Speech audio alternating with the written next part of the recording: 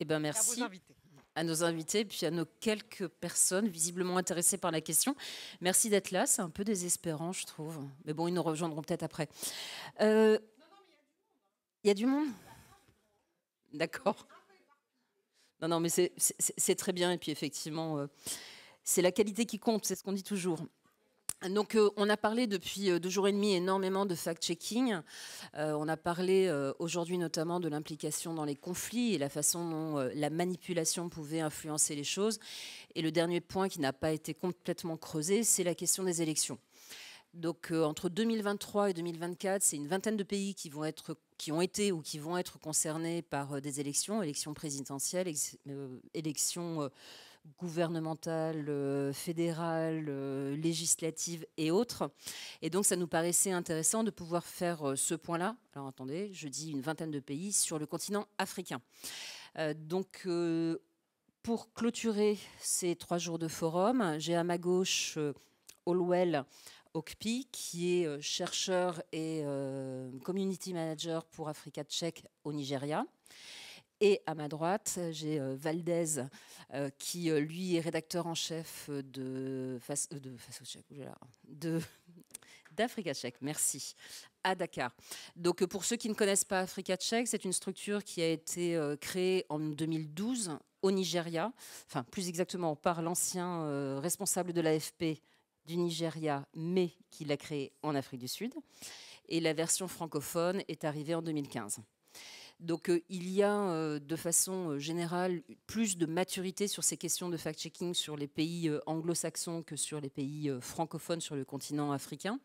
Et c'est pour ça qu'on va commencer avec Olwell qui va nous expliquer un petit peu quel a été le dispositif mis en place pour fact-checker les élections qui se sont tenues en février pour les présidentielles et en mars pour les fédérales, sachant que aussi, le Nigeria avait été la cible de Cambridge Analytica en 2015 et que du coup, il s'attendait évidemment au fait qu'il puisse y avoir à nouveau des problèmes de fausses informations. Donc, est-ce que tu peux nous raconter et nous expliquer quel était le dispositif mis en place?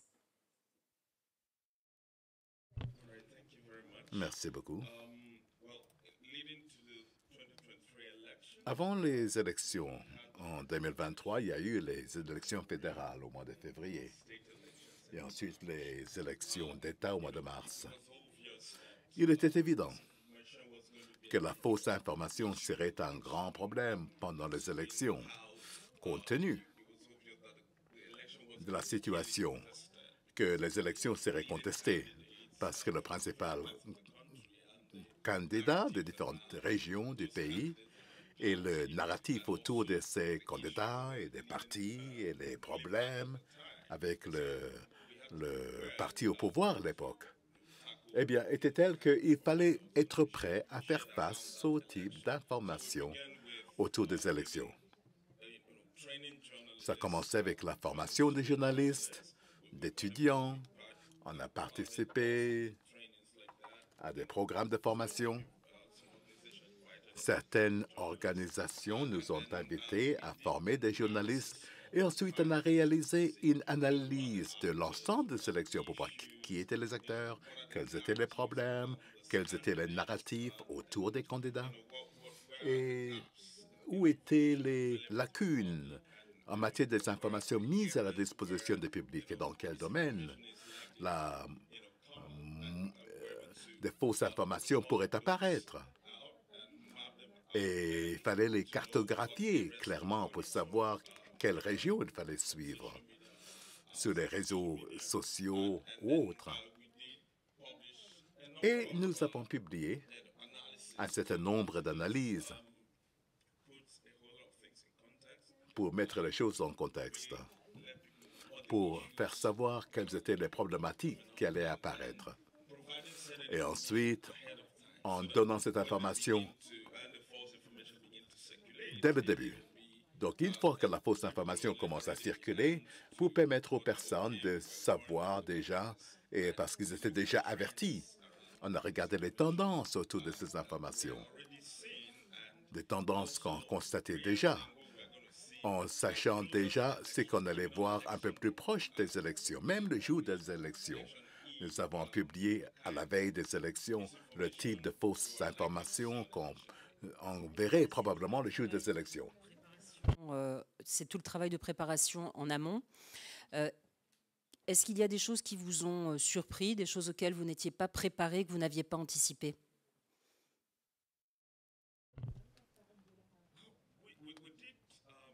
Eh bien,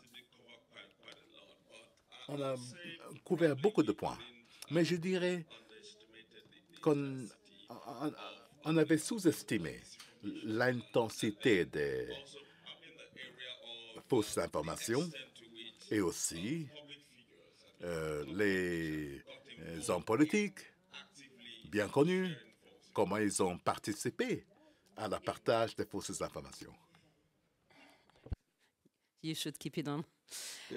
Donc cette intensité, mais qu'est-ce qu'elle avait également de particulier dans le contexte? Qu'est-ce que vous avez eu de différent par rapport aux élections précédentes? Je sais que la question ethnique, par exemple, était vraiment au cœur de des désinformations. Est-ce que tu peux nous donner un exemple de quelque chose qui a été particulièrement crucial dans cette campagne sur la question ethnique, par exemple?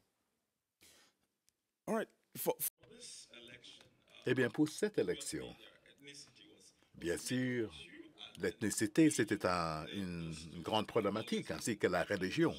Ça a toujours été problématique lors des élections. Mais c'était un peu particulier, parce qu'il y avait le parti au pouvoir qui... il y avait les musulmans et le deuxième aux élections. Donc c'était ça le grand problème. Sur les 4 candidats, il y avait 3 musulmans et 1 chrétien. Par conséquent, il disait que voilà, celui-là, c'est un candidat chrétien. Voilà, vous connaissez au Nigeria, le nord, c'est surtout musulman et le sud, c'est surtout chrétien. Par conséquent, quand ils ont créé ces récits en disant « c'est un candidat chrétien », et donc il va être anti-ceci ou cela. Tous ces types de récits, ça c'était très différent des élections précédentes. Tout au moins en 2019, il y avait 2 candidats principaux qui étaient musulmans. Donc il n'y avait pas une question de chrétiens contre musulmans. Et ensuite, il y avait l'utilisation de l'intelligence artificielle ainsi que des vidéos qui ont été manipulées par l'intelligence artificielle. Cette fois, on l'a constaté pour la première fois. Le rôle d'Africa Tchèque, quel a été le rôle d'Africa Tchèque sur cet exemple bien précis? Comment vous avez traité et répondu à ces fausses informations et à l'utilisation d'intelligence artificielle sur la vidéo en question?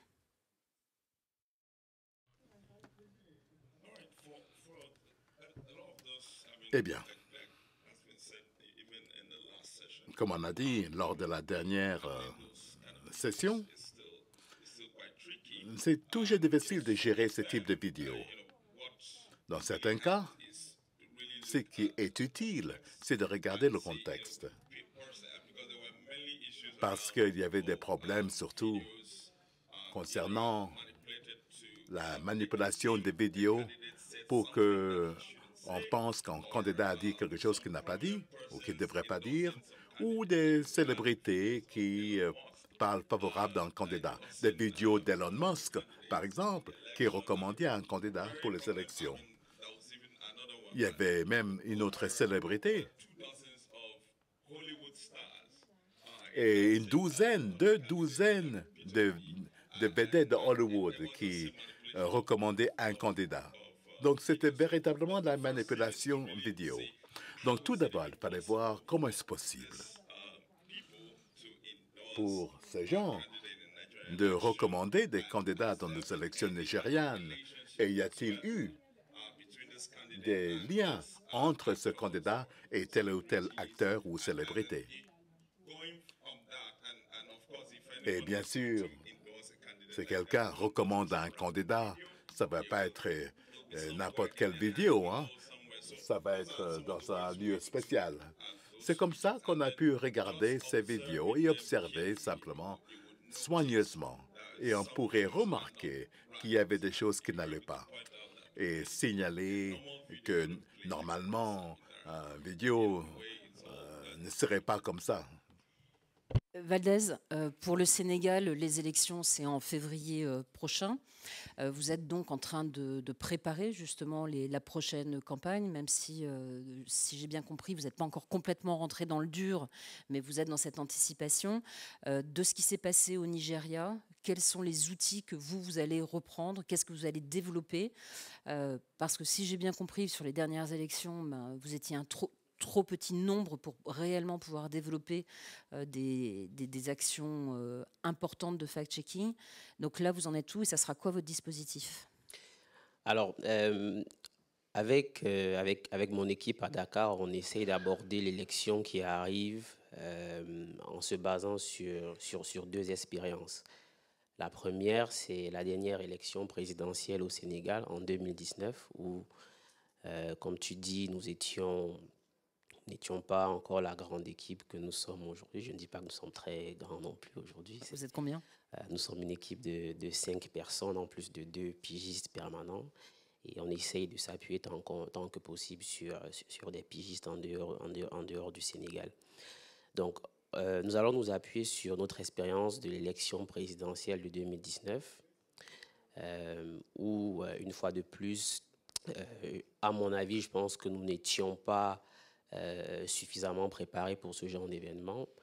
Il y a eu une masse importante de fausses informations ayant circulé pendant cette période et il était clair que c'était impossible pour nous, en tant qu'une seule équipe, de pouvoir couvrir tout seul cette élection présidentielle, en tout cas la désinformation durant cette élection présidentielle. Donc, ça veut dire que là arrive une leçon, c'est celle de travailler en collaboration avec d'autres journalistes pour pouvoir multiplier les efforts de vérification en période d'élection. La deuxième chose sur laquelle on s'appuie, c'est l'expérience, la grande expérience de nos collègues du Nigeria,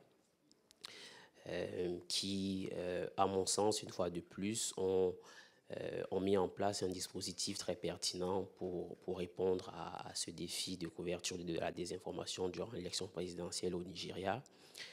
C'est un travail qui a été bien structuré. Il y a eu un travail en amont parce que c'est ça, couvrir les élections en période couvrir la désinformation en période électorale, c'est un travail qui est fait en amont. Où, comme Olwell le disait, ils ont dû expliquer tous les narratifs qu'il y avait autour des principaux protagonistes engagés dans cette élection-là.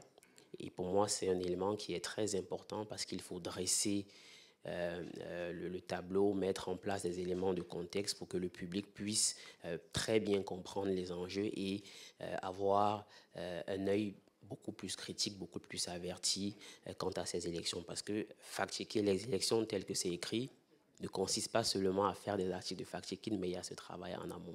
Ensuite, il y aura le travail de vérification qui doit être fait en synergie.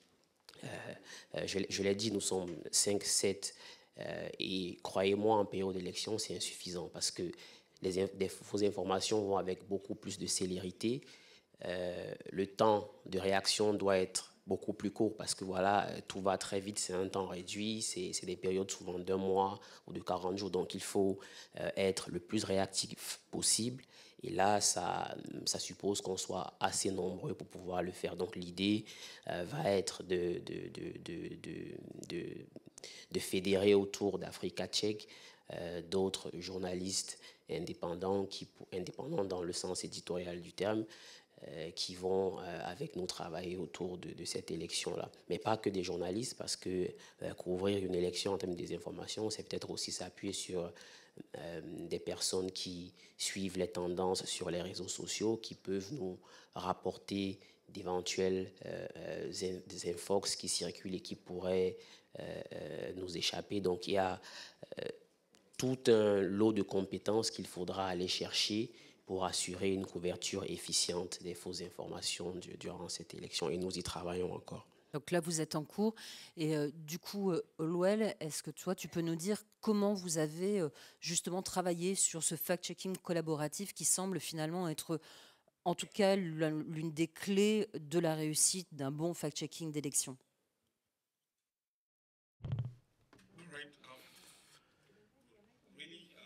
En fait, tout d'abord, les élections. Il y avait beaucoup de collaboration avec d'autres fact-checkers au Nigeria.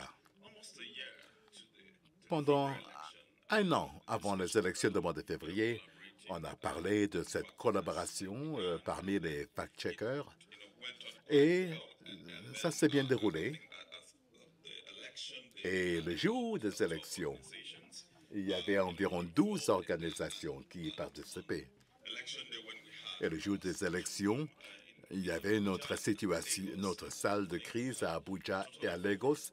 Il y avait plus de 30 fact-checkers et des personnes des réseaux sociaux. Élection. Before the election. Before one. Oui, en effet, avant les élections, bien entendu, nous avons beaucoup fait.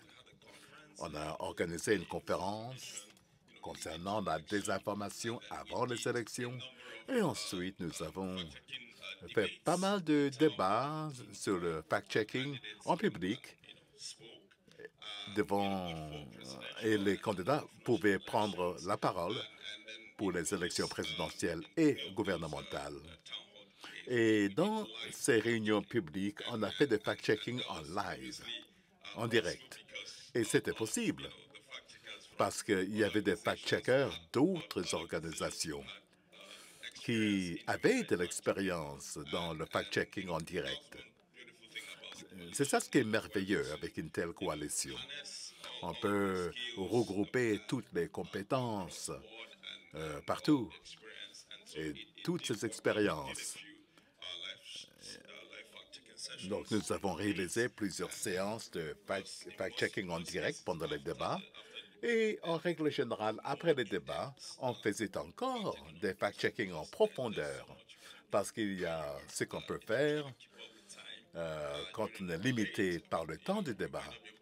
Vous pouvez peut-être pas rajouter le contexte et tout le reste pour expliquer votre verdict. Je voudrais juste rebondir, Valdez, par rapport à ce que dit Olwell. Quand nous, on avait échangé, toi, ta position était un peu dubitative justement sur le fact-checking, enfin sur le live fact-checking. Alors, principalement parce que tu disais que ça nécessitait quand même un groupe plus important. Mais est-ce que du coup, pour toi, c'est... Et puis, tu avais été aussi assez critique justement sur, par exemple, ce que pouvaient faire certains médias français en fact-checking immédiat. Est-ce que tu peux Là, tu es revenir en un peu train sur de ce point? tu es en train de me vendre hein, devant les médias. Ah ouais, non. Tu cherches du boulot ici? Ah non, pas du tout. Bon alors, Euh, c'est pas grave. non, ce que je veux, enfin, la raison pour laquelle je continue d'être dubitatif par rapport à ça, est exclusivement lié à l'accès aux données. Et en regardant la couverture ou le fact-checking en live durant la dernière élection présidentielle en France, je parvenais à avoir des limites dans les réponses qui étaient apportées. Parce que le fact-checking, une fois de plus, ce n'est pas seulement de dire c'est vrai, c'est faux. Le contexte est la clé en matière de vérification des faits. Il faut que les gens comprennent le contexte d'une information pour mieux la cerner. Parce que dire que c'est vrai, c'est faux, mais les éléments contextuels qui viennent derrière permettent de mieux cerner ces sujets-là. Donc, et souvent, comme disait Orwell, on est limité par le temps et il n'y a pas toujours le temps d'aller chercher l'information la plus précise, la mettre dans son contexte ou la faire interpréter par une expertise indépendante. Donc, pour moi, ça, c'est un élément important aussi.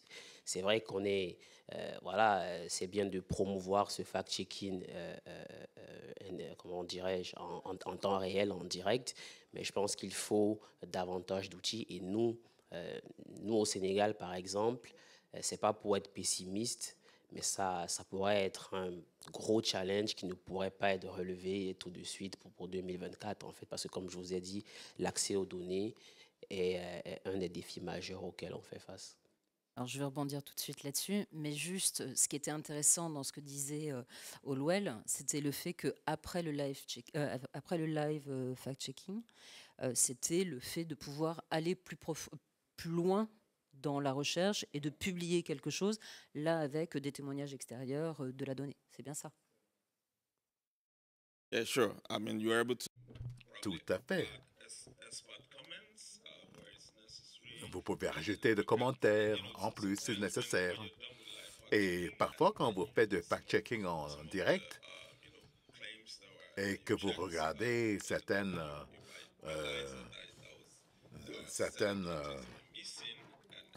fausses informations ou le contexte, bon, le fact-checking en direct, c'est un grand défi. Hein? Il faut avoir vérifié les choses auparavant. S'il y a quelque chose qui est dit et que vous l'avez déjà vérifié, vous pouvez répondre tout de suite. Non, c'est pas vrai. On a déjà vérifié. Ou si c'est quelque chose qui concerne, par exemple, les statistiques. Là, vous pouvez avoir accès rapidement aux données et vous pouvez le corriger simplement un chiffre. Mais au-delà des chiffres, il y a toujours tout le contexte autour. Par conséquent, suivre des rapports en profondeur, ça permet de mettre le tout en contexte. Sur ce que disait Valdez, a priori, l'un des enjeux, c'est aussi l'accès à l'information, l'accès aux données. Et on le sait que ce n'est pas spécifiquement dans le cadre des élections, mais moi je sais qu'à chaque fois que j'ai assisté à des tables rondes sur la question sur le journalisme en Afrique, c'est toujours l'accès à l'information, l'accès aux données. Comment ça s'est passé pendant ces élections? Comment vous arriviez à avoir ces données-là? Comment vous a débrouillé? L'accès aux données, vous savez, c'est un énorme problème. Et ça le restera pendant longtemps, surtout en Afrique. Mais une chose que nous faisons en tant que journalistes, parce qu'il y a les présentateurs télé ou des journalistes qui mènent des entretiens avec des hommes politiques, une chose qu'on leur dit, c'est que si un homme politique dit quelque chose en direct à la télé, une chose qu'on peut faire, c'est demander « Comment est-ce que vous le savez? Quelles preuves avez-vous » Souvent, on trouve qu'ils disent quelque chose et ils partent et nous, les fact-checkers, on va les voir pour leur demander comment est-ce que vous avez recueilli des preuves pour ce que vous avez dit. Nous sommes en train de le vérifier. Et presque toujours, ils ne donnent pas de réponse. Donc, on envoie, par exemple, on les appelle au bureau ou on envoie un email pour dire que tel homme politique a dit telle et telle chose à la télé ou dans les journaux. Et nous sommes en train de vérifier ces dires. Et souvent, ils ne répondent même pas. C'est quand même un petit peu inquiétant parce que là, c'est pareil. Hein, désolé pour les organisateurs de CFI, mais on a tellement parlé de fact-checking. Mais si vous n'avez pas de réponse, en fait, ça sert à quoi le fact-checking pendant des élections, si vous n'avez même pas la réponse des candidats?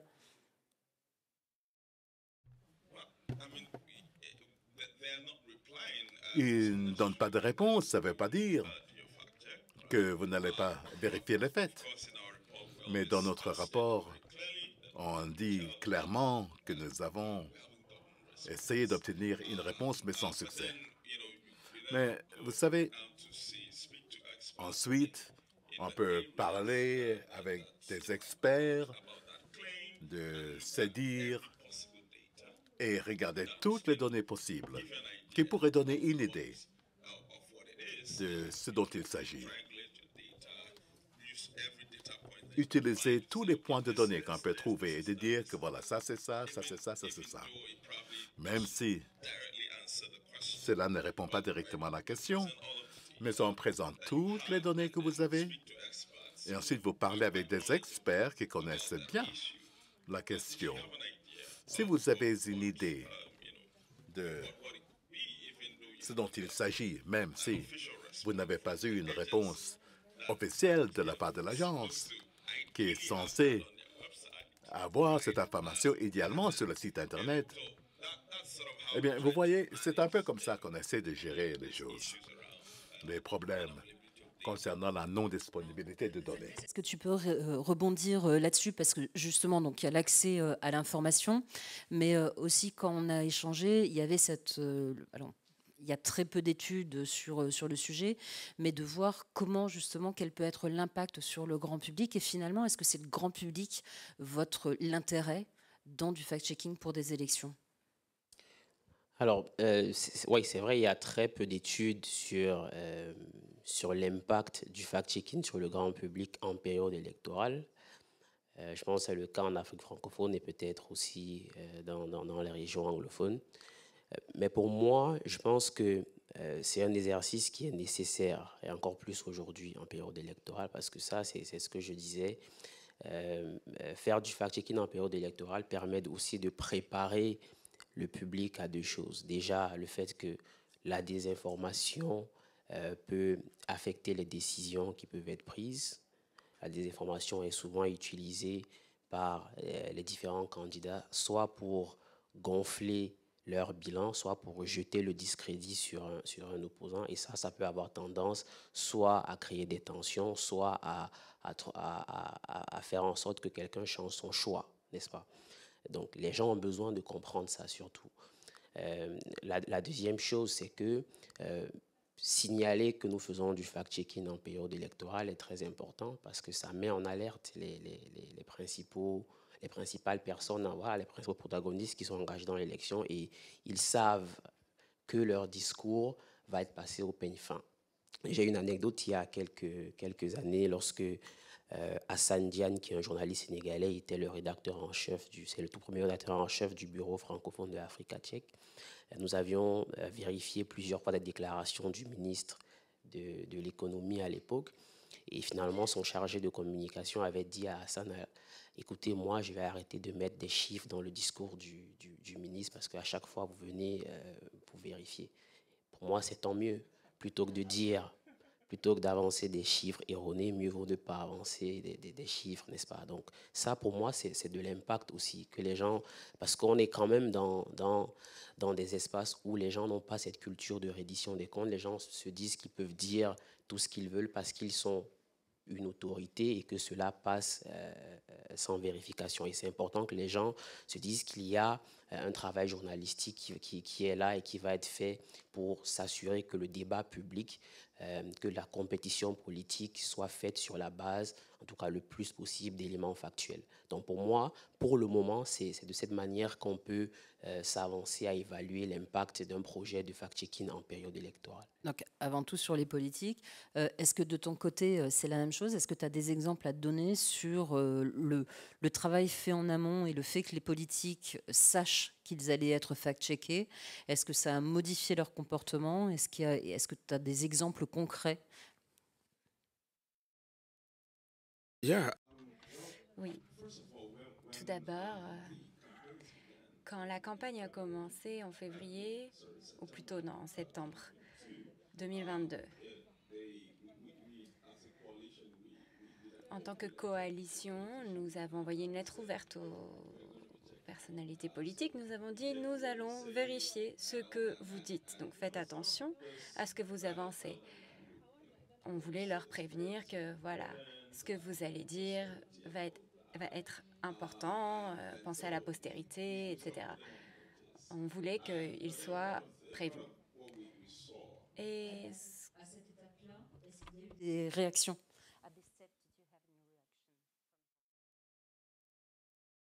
Yeah.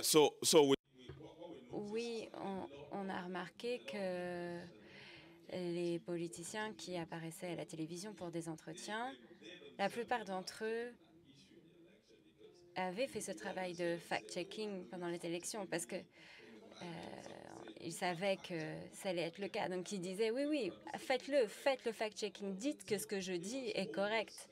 Donc c'était évident qu'ils étaient au courant qu'il y avait des fact-checkers qui étudiaient tout ce qu'ils disaient, et plus particulièrement pendant les débats. Ils en étaient conscients, et parfois, ils essayaient même de débattre sur c'est fait vérifier. Et sur les réseaux sociaux, quand vous faites du fact-checking sur le parti dominant, alors l'opposition va s'en servir et va l'utiliser comme arme et va dire oui, il a menti, et il a donné des informations fausses. Et quand on fait un fact-checking de l'autre côté, c'est la même chose. Donc on a vu différentes campagnes où tout ça a été amplifié et ça a affecté l'autre camp. De manière générale, fact-checking était un point soulevé pendant les périodes d'élection. On a même reçu un certain nombre de retours sur Twitter et plus particulièrement sur WhatsApp.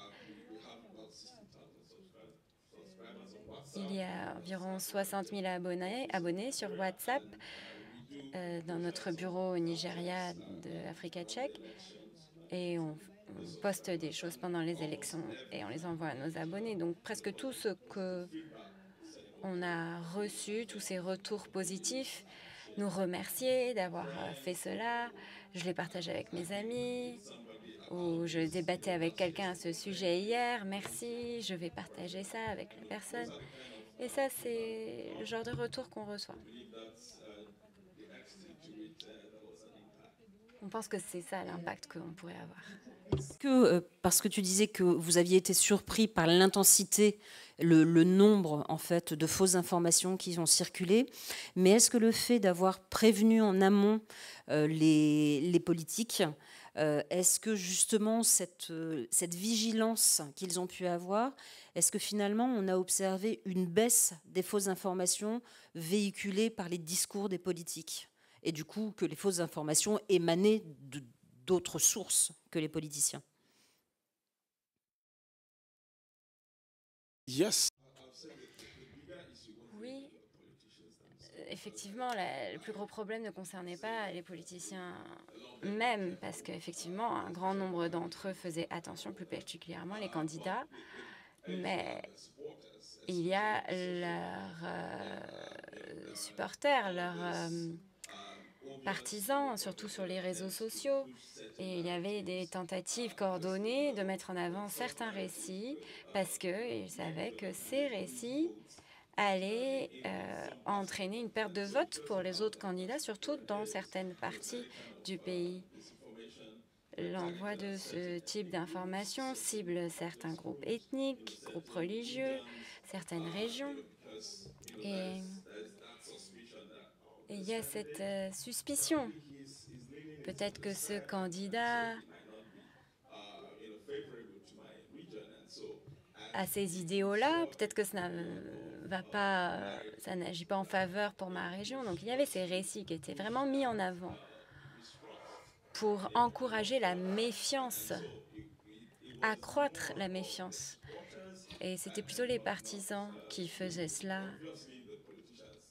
et pas les politiciens, même si certains candidats ont fait des déclarations fausses. Mais le plus gros problème, c'était avec les partisans lors des campagnes électorales. Au-delà des politiques, l'une de vos cibles, c'est clairement les journalistes. Et de vous annoncer aussi que vous fact-checkez le contenu des médias. Est-ce que tu peux nous parler un petit peu du travail que vous faites justement en matière de formation avec les journalistes, de sensibilisation?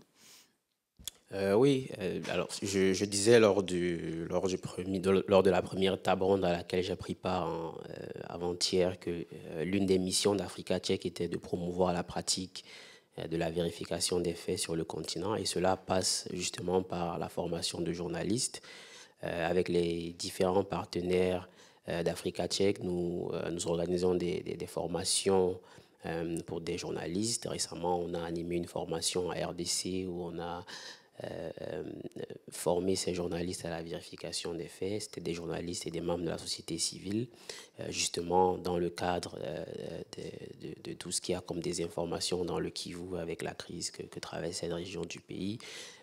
Au Sénégal aussi, faisons partie du projet Desinfox Afrique, donc Desinfox Sénégal, où nous accompagnons 4 médias locaux dont les journalistes sont formés à la vérification des faits, mais pas que, mais à tout ce qui englobe le travail de fact-checking, parce qu'une fois encore, l'idée n'est pas forcément que ces projets-là accouchent de structures de fact-checking, mais surtout que les journalistes intègrent la vérification des faits dans leur modèle éditorial, dans leur travail au quotidien. C'est déjà ça l'objectif premier.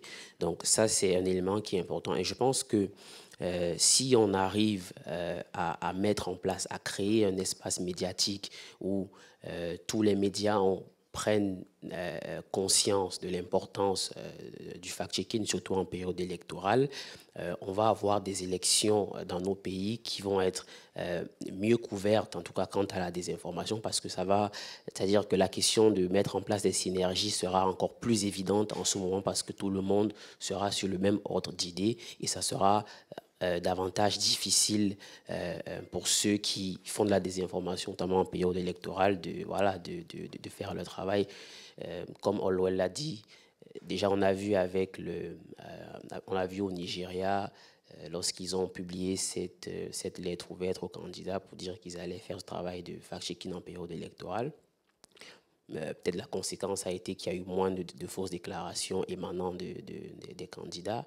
Mais voilà, l'autre défi, ça reste que le public, souvent, les partisans de ces candidats-là font beaucoup de désinformation. Ça aussi, nous l'avons observé au Sénégal durant l'élection de 2019. Beaucoup de fausses informations venaient des réseaux sociaux. Donc, si on arrive à créer des espaces médiatiques où nos médias prennent conscience de l'importance du fact-checking dans leur travail, je pense que ça sera encore plus facile de couvrir la désinformation en période électorale. Alors, avant de passer à la séquence questions, moi, ce que j'aimerais, c'est de façon extrêmement synthétique que vous puissiez identifier quelques clés indispensables pour qu'un fact-checking pendant les élections soit efficace sur la plus grande cible, hein, donc du coup, du politique, du journaliste au grand public.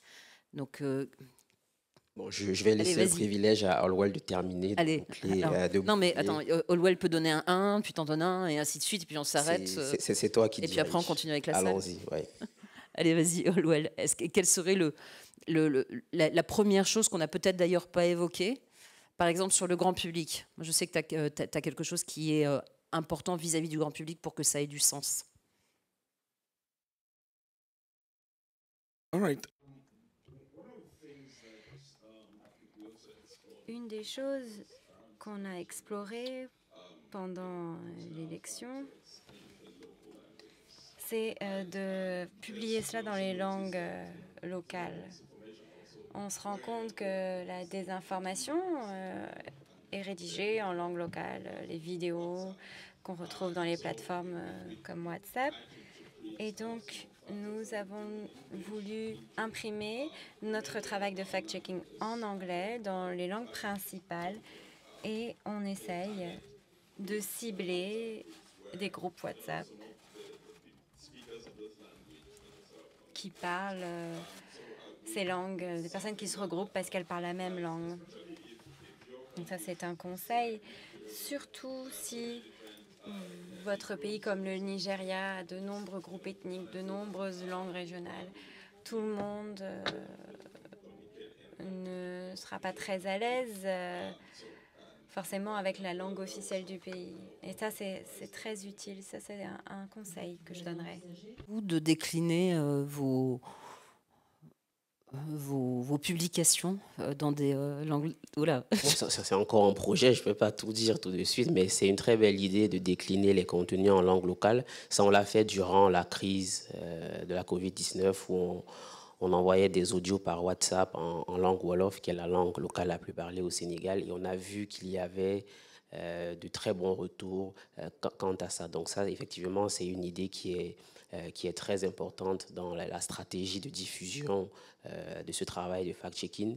Je vais insister sur le fait que le fait de mettre en place des coalitions, c'est très important, hein, dans le sens où ça permet de polariser davantage le travail qui est fait, c'est-à-dire que lorsqu'un article est publié, il est publié au même moment par tous les médias qui sont engagés dans la coalition, et ça permet de créer une sorte So in English, you say storm, une sorte de tempête, hein, qui va voilà, autour de la fausse information. Donc pour ça aussi, c'est très important de mettre en place ces initiatives, mais qu'elles soient bien coordonnées pour que voilà, l'impact soit beaucoup plus perceptible, quoi.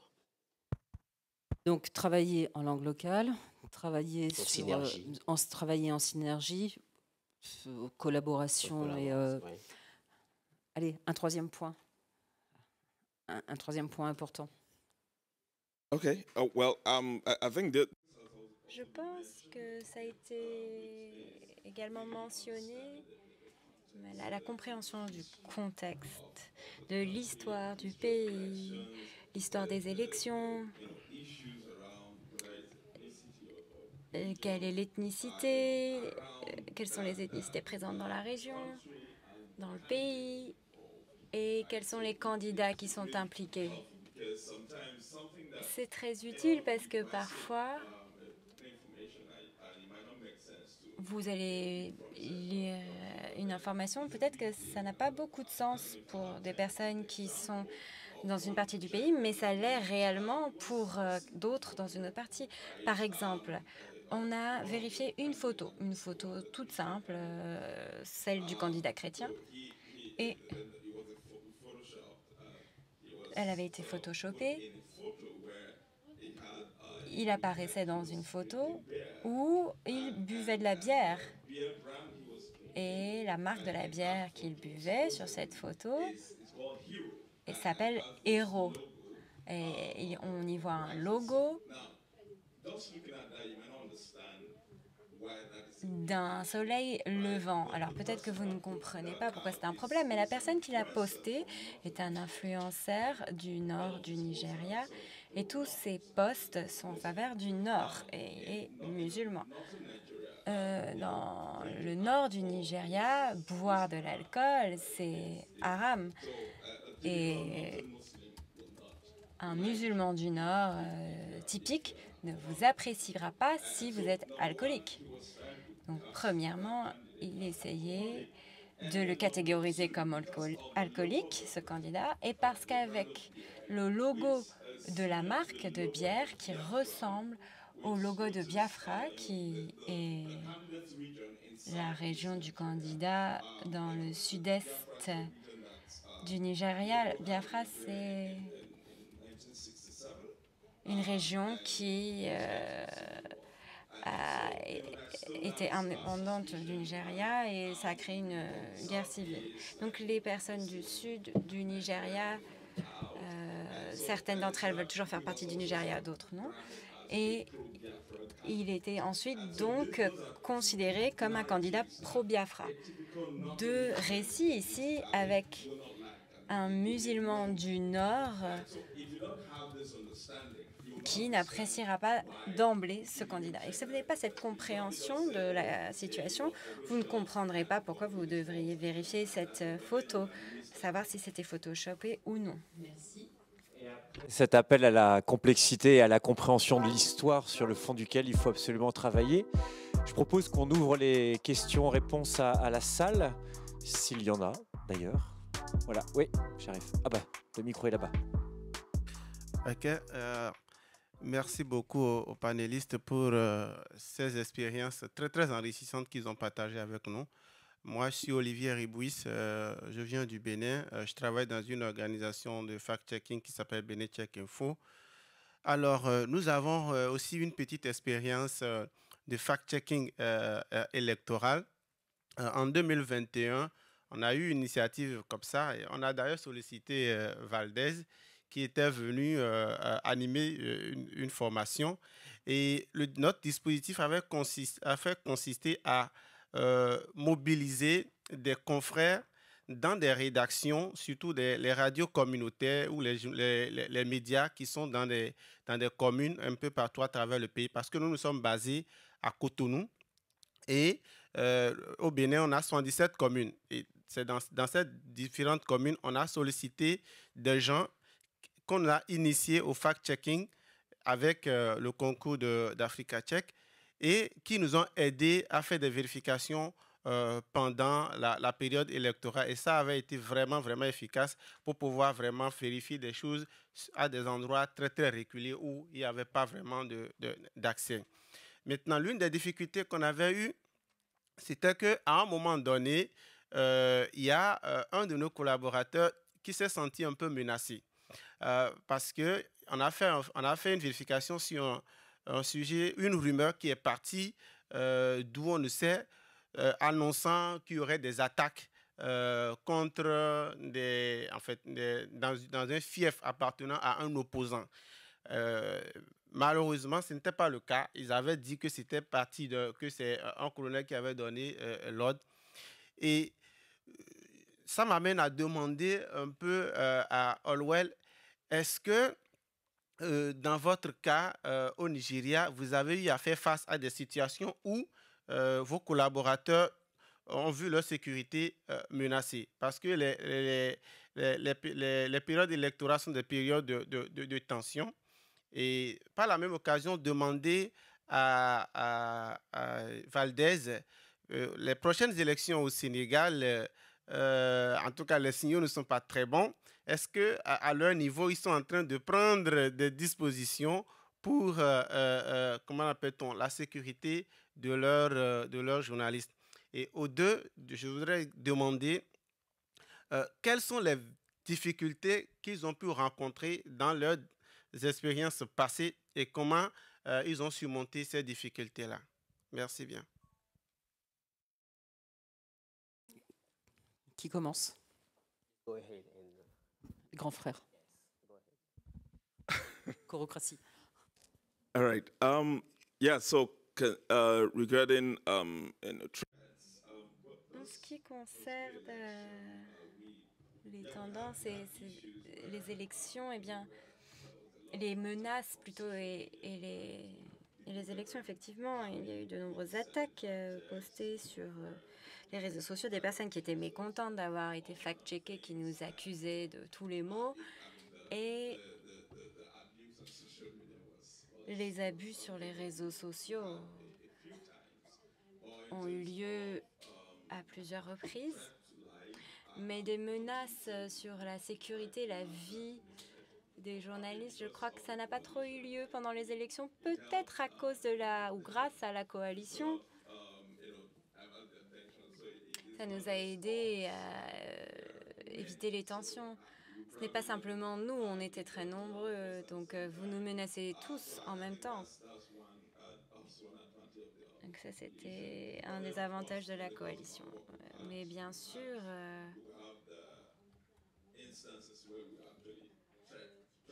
on a reçu des menaces. Moi, j'ai été menacée dans la région de mon pays. Donc effectivement, ça a lieu et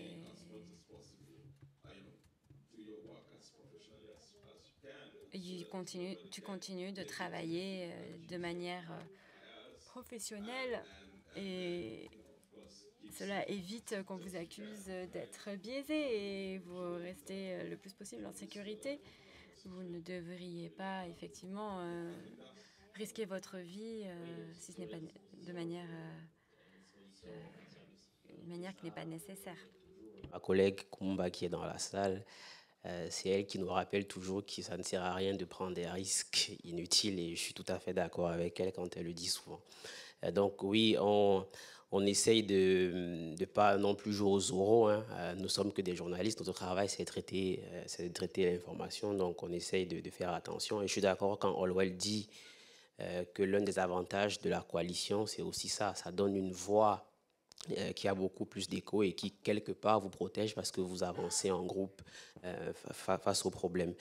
Quant aux difficultés que nous rencontrons, c'est aussi les mêmes en 2019. Quand vous faites une vérification à midi qui concerne un candidat, vous avez tous ces partisans qui sont dans les commentaires, qui vous insultent, qui vous attaquent, qui vous traitent de corrompus. On en a lu des choses.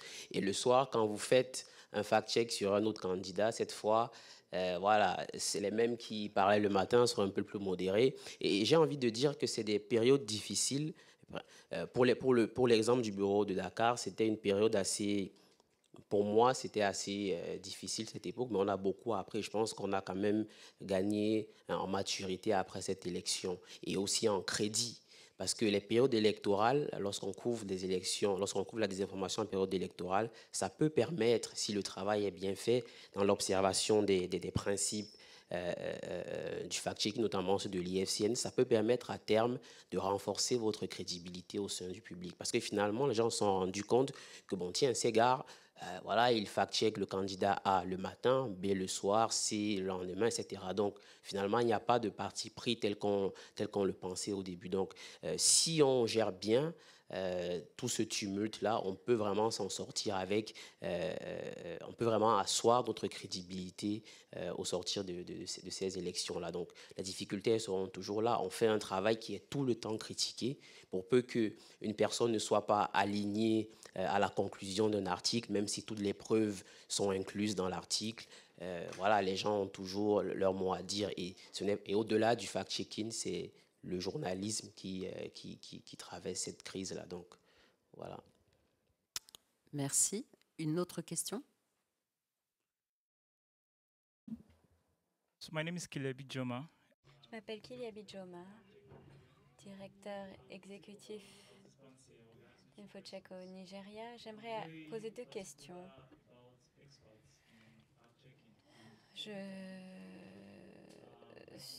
J'étudie précisément les expats dans mes travaux de fact-checking et parfois il y a certaines revendications au Nigeria et il faut réellement inclure les points de vue des expats dans ce processus de fact-checking. Et s'il n'y a pas d'expatriés et qu'il n'y a pas de professionnel pour cette revendication spécifique, eh bien, si cette personne ne répond pas, par exemple au Nigeria, on ne sait toujours pas combien il y a d'officiers de police dans les régions. Ce n'est pas confirmé. Donc s'il y a une revendication et que cette revendication n'est pas réfutée et qu'il n'y a pas d'experts et non pas d'expatriés, et si vous êtes sûr que votre verdict n'est pas aligné sur cette revendication, que faites-vous? La désinformation et les infox circulent très rapidement. Quand vous écrivez, quand vous vérifiez, vous publiez un travail de fact-checking, quelle initiative, comment est-ce que vous garantissez que votre fact-check va avoir autant de portée que l'infox? La deuxième pour Valdez. Parce que la deuxième, c'est la question de la rapidité du coup du live fact-checking, donc ça te concerne.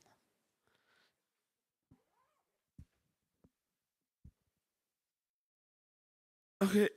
Well, I mean, it goes back. Alors, ça fait référence à ce que j'ai dit auparavant.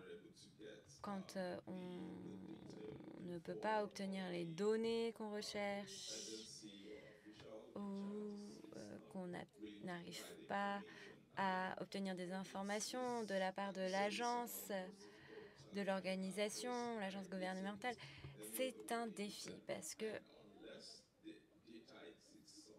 à moins que la donnée existe quelque part, qu'on peut la trouver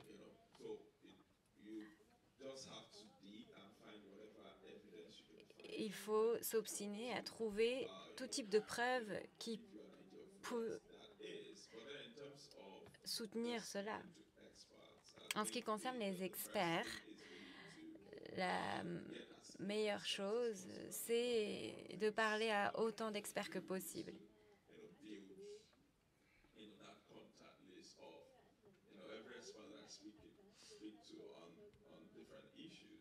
Moi, je me tourne vers différents experts sur différents problèmes. C'est une pratique que j'ai. On essaye également de s'adresser à de nombreux universitaires. On a un registre des professeurs universitaires et c'est toujours utile. Donc, j'ai un certain nombre d'experts à qui je peux avoir recours. Parfois, j'en appelle jusqu'à 10 pour pouvoir avoir un commentaire. Là encore, il y a la question de l'anticipation, parce que quand on est sur les élections, enfin sur ce que tu disais, c'est qu'il y a l'anticipation d'un certain nombre de données. Il y a quand même, il y a aussi les gouvernements qui ont signé les accords pour la transparence et l'accès à l'information. Alors je ne sais pas s'il y a beaucoup de médias qui ont déjà porté les affaires devant les cours pénales, mais parce que c'est possible, hein, pour pouvoir accéder aux données. Mais l'anticipation, c'est ce qui quand même permet aussi au maximum d'engrainer ces données, non? Okay, you mean the person charges in court to get. Vous voulez dire donc des poursuites judiciaires pour les gouvernements pour qu'ils soient obligés de donner des informations? Right. Il y a la loi, en effet, qui existe, et on a déjà eu cette expérience-là de traverser ce processus, faire appel à la loi de la liberté d'expression, mais parfois ça ne porte pas ses fruits parce qu'il y a la loi et d'autre part il y a la pratique de cette loi. Parfois ce n'est pas si facile. Et certaines personnes ont réussi à forcer les agences gouvernementales à publier des informations, mais quand on a essayé, je sais que de nombreuses tentatives échouent. Et donc, Valdez, sur la deuxième partie. Oui, c'est une question qui revient toujours, hein. On fait beaucoup plus le procès du fact-checking que de tous les autres gens. Peu de personnes s'interrogent sur la portée d'une enquête, la portée d'un reportage, mais très souvent, c'est les articles de fact-checking qui sont mis sur la sellette, mais ce n'est pas un problème. Il faut l'accepter en tant que fact-checker parce que ça permet de faire face à des problèmes qui sont plutôt immédiats, je dirais. Pour moi, la seule chose à faire, c'est déjà, on a évoqué l'idée de travailler en synergie. Je pense que publier ces articles de fact-checking au même moment permettait déjà d'assurer une portée plus importante. Et puis, il faut aussi savoir comment développer ces articles-là en différents contenus et sur différentes plateformes. Et ces contenus et ces plateformes sont choisis en fonction de la cible qu'on veut atteindre. Nous, par exemple, on a commencé à utiliser WhatsApp parce que voilà, je pense que partout sur le continent et même même en Europe, c'est une plateforme de messagerie qui est très utilisée où circulent énormément d'informations et de fausses informations. Il y a le réseau social TikTok qui est en pleine croissance au Sénégal que nous avons investi récemment. Donc, je pense qu'il faut réfléchir davantage à comment développer ces contenus, à comment les éclater pour les rendre le plus accessibles à tout le monde. On parlait aussi des langues locales. Il est arrivé que certains articles soient résumés dans une langue locale et soient partagés au public cible. Parce qu'il faut comprendre aussi que ce n'est pas tout le monde qui prend le temps de lire les articles de fact-checking. Donc voilà, c'est chacun en fonction de son contexte, en fonction des cibles. Et c'est la raison pour laquelle il est très important dans le travail que nous faisons de comprendre le public. Et pour l'instant, d'ailleurs, dans les formats, ça n'est que de l'écrit ou vous faites de la réponse sur de la courte vidéo sur TikTok, vous faites quoi d'ailleurs? Sur TikTok, ça va être... Il n'y a que de la vidéo, mais après, même en faisant de la vidéo, il faut encore réfléchir à quel type de vidéo faire. Tout ça, c'est des choses qui nécessitent une réflexion permanente ou qui nécessitent de s'adapter parce que les tendances sur les réseaux sociaux changent souvent assez vite. On a un podcast, par exemple, aussi, à travers lequel on évoque l'écosystème de la désinformation. Ça s'appelle Le Faux dans l'info.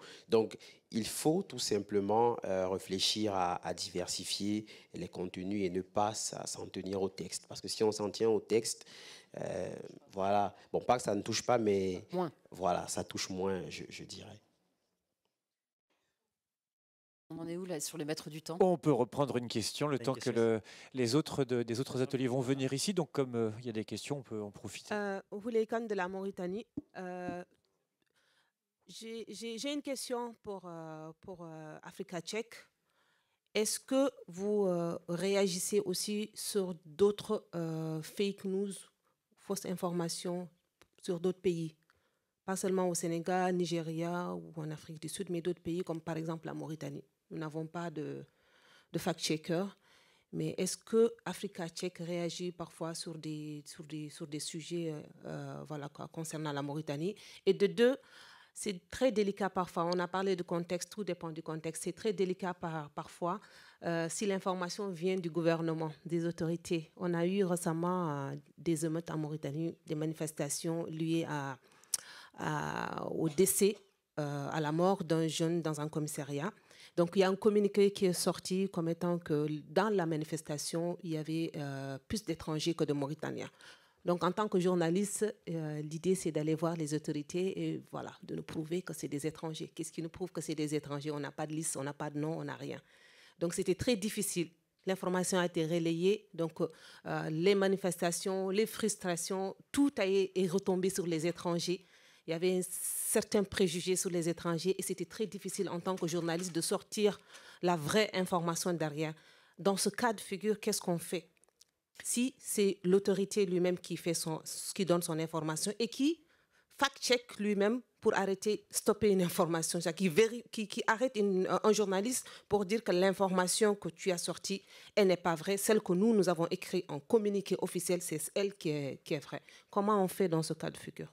Alors, juste de dire peut-être sur la première question, sur le site d'Africa Check, il est possible de vous saisir, en fait, de vous poser des questions, de remonter une information et que vous pouvez du coup prendre ou pas. Donc, est-ce que vous vous limitez dans vos réponses sur les terrains que vous connaissez, ou est-ce que éventuellement vous pouvez aller aider des fact-checkers ou des médias d'autres pays à répondre à ces questions? Alors, nous, pour le bureau francophone, pour l'essentiel des fact-checks que nous publions, je dirais à 90%, ça concerne le Sénégal où nous sommes basés. Et ça s'explique, c'est pas faute de pas vouloir. On a souvent voulu travailler sur des pays comme la Côte d'Ivoire, la Guinée, le Mali, mais parfois les mêmes problématiques auxquelles on fait face au Sénégal se retrouvent. Et c'est encore plus difficile quand vous n'êtes pas sur place, même si on travaille souvent avec des pigistes dans ces pays-là. Donc, c'est un peu ça la difficulté à laquelle on fait face. On aimerait bien pouvoir couvrir toute l'Afrique francophone, mais ça reste encore un défi qui est plus grand que nous pour l'instant. Donc, mais dans le travail que nous faisons sur les réseaux sociaux, notamment en partenariat avec Meta, il arrive qu'on puisse vérifier une publication qui est partie de la Mauritanie, qui est partie de la Côte d'Ivoire, du Cameroun ou d'autres pays et qui s'est retrouvée dans notre sphère au Sénégal. Et voilà, on arrive à faire des vérifications sur ces sujets-là. Parce que voilà, vous savez, sur les réseaux sociaux, il n'y a pas de frontières finalement. Et que un sujet qui, je sais pas, qui traite d'une inondation à Haïti peut facilement se retrouver viral au Sénégal, etc., etc. Mais sur les déclarations faites par des personnalités publiques essentiellement, c'est vrai que c'est rare dans notre travail d'aller au-delà du Sénégal, de la Côte d'Ivoire ou de la Guinée, qui sont, je dirais, essentiellement les pays vers lesquels on est focus. Et concernant la deuxième partie de la question sur que faire. Je n'ai pas très bien cerné. La deuxième question, je ne l'ai pas très bien cerné. C'était en fait le fact-checking qui était fait directement par le gouvernement, enfin le gouvernement qui. Bon, après moi, je suis toujours mal à l'aise avec l'idée qu'un gouvernement fasse du fact-checking. C'est pas à des gouvernements de faire du fact-checking, mais oui, c'est vrai que lorsque vous êtes dans des environnements où il y a pour moi, c'est tout simplement de la pression en fait qui est faite sur les journalistes quand on essaye en tant que gouvernement d'imposer comme ça ces preuves sans donner les preuves, parce que c'est ça le problème. Vous allez dire, c'est ça qui est la vérité. Nous, on a toujours une question toute simple qu'on pose, qu'il s'agisse d'un ministère ou d'une institution du gouvernement. Tout ce qu'on demande, ce sont des preuves de ce qui est avancé. Et très souvent, on se rend compte que beaucoup de choses sont dites. Et lorsque vous allez demander une base factuelle, la base factuelle sur laquelle repose cette déclaration, mais il n'y a pas de preuves. Donc, le cas que vous citez, il est un peu compliqué et peut-être que si vous voulez plus tard, on pourrait en discuter plus en profondeur. Ouais. Merci. à tous les trois pour cet échange. Merci Sylvie pour la modération et merci à tous les deux, Alouel Okpi, Valdez Onanina. Et effectivement, on peut continuer et prolonger ces échanges ensuite.